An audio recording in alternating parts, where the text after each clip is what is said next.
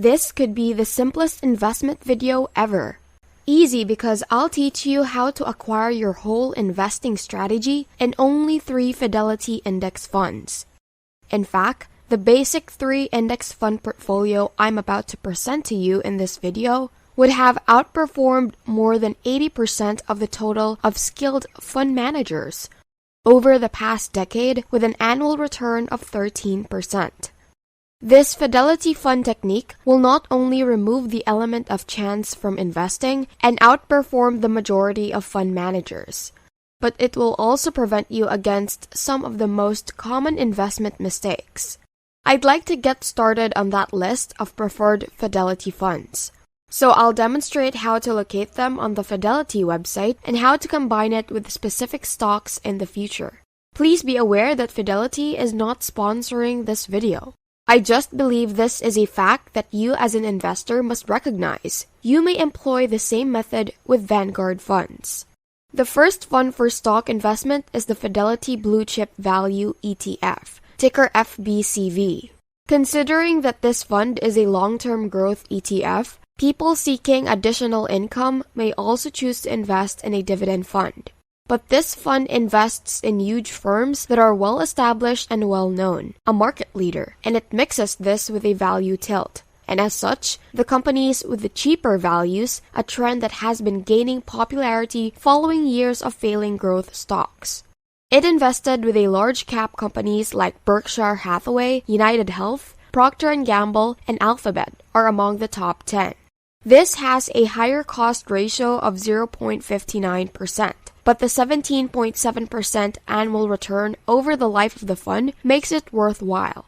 Now, if you wish to transfer to a less expensive fund, you may choose the Vanguard Value Index Fund VTV, which has an expense ratio of only 0.04% or around 50% cheaper. In the previous 2 years, the Fidelity Fund has outperformed the Vanguard Fund by over 6%, justifying its higher expense ratio. Choosing and comparing the index funds I will demonstrate in this video is quite simple. Simply visit the Fidelity Funds website here and make sure you're on the individual investor site. This is the most user-friendly and has the least amount of advisor jargon. All of the Fidelity ETFs can be found under price and performance, and you should use these instead of the Fidelity mutual funds since they are less expensive and will cost you less in taxes. You should sort this asset class column on the Fidelity ETF website since we will be selecting one fund from each asset class: equities, bonds, fixed income, and real estate. This will provide you with the most diversified portfolio across the 3 major asset groups using only 3 funds. On this page, you may compare the funds by cost ratio, or the amount you pay to keep the fund, and by performance on the following page. I often use this 10-year performance history column to determine the fund's long-term success, as opposed to the 1-year performance column. Now, I'll be the first to say that the expense ratios on Fidelity really startled me. While most funds from Vanguard and Schwab have expense ratios of less than 0.1%, Fidelity still charges about 0.33% for the majority of its products. There are a few around 0.08%, such as the stock sector funds and the real estate fund, but the majority of them are significantly higher than Vanguard. The main difference is in the management, as most fund companies have adopted the passive index model, where the fund simply invests according to strict rules. Fidelity is still mainly in charge of managing its own funds. Therefore, when it employs a passive index approach like Vanguard and Schwab, costs will be reduced since fewer portfolio managers and analysts are required. In contrast, when you actively manage your funds by buying and selling in an attempt to scrape out marginally greater returns, you will incur more costs, which will be reflected in higher expense ratios. You must remember to compare funds to pick those with a sufficient return increase to support the additional expense. Keep in mind, I'm only using Fidelity as an example, but you may use any index fund provider for this technique. You can use Vanguard or Fidelity for your funds, or iShares or Global X. For our real estate exposure, we will utilize the Fidelity MSCI Real Estate Index Exchange Traded Fund with the symbol FREL. The fund carries an expense ratio of 0.08%, which is among the lowest expense ratios offered by Fidelity and provides a dividend yield of 2.9%. Now, I find it very interesting that Fidelity only charges 0.08% on its real estate fund, but the fees on all these other funds are so far higher that it simply doesn't make sense. However, I think you'll start to see the company lower its fees as competition from Vanguard and Schwab intensifies. This Fidelity Real Estate Fund owns shares in 174 firms in the rate and property market. It is quite similar to the Vanguard Real Estate Fund that we discuss on the channel, which has the ticker symbol VNQ. Let me know in the comments if you have any other questions about investing. Let's return to the video. Now, I like the fact that the largest holding here is less than 10% of the funds, so no single company can destroy the returns if something goes wrong. Compared to the Vanguard Real Estate ETF, Fidelity has been able to outperform it over the last 5 years by about 13% to 10.5%, which is not a significant difference, but the fee difference between the two is minimal. In the past decade, our Fidelity Fund has generated an annualized return of 5.25%. We still need to mention one more Fidelity Fund to complete this portfolio, but I want to tell you not only why this basic 3-fund portfolio is so effective, but also how to combine it with equities in a great mix approach. One of the biggest frauds I witnessed personally was how Wall Street tries to convince investors to buy stocks. I'm going to explain why I still pick stocks. Despite the fact that chasing stocks is not the best investment plan for 99.9% of investors, it's fantastic for experts and analysts who get billions in fees and ad sales. But all of that money will go directly into their pockets.